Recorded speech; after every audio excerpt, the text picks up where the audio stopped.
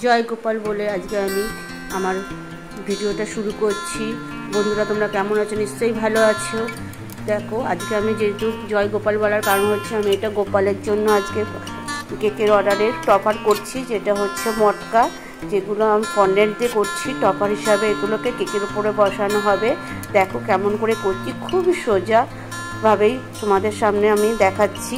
যে কেউ এটা করতে পারবে, যারা নতুন তারা তো পারবেই, পুরোনো তো নিশ্চয়ই করেছো, তারাও জানাবে কেমন হয়েছে আমার কাজটা। যদি ভালো লাগে অবশ্যই একটা লাইক করে দিও, আর নতুন বন্ধুরা যারা ভিডিওটা দেখছো অবশ্যই আমার চ্যানেলটাকে সাবস্ক্রাইব করে রেখো এবং আমার পাশে থেকো। দেখো লাস্টের লুকটা কেমন লাগছে, ছোট্ট ছোট ভালো লাগলে অবশ্যই একটা লাইক করো।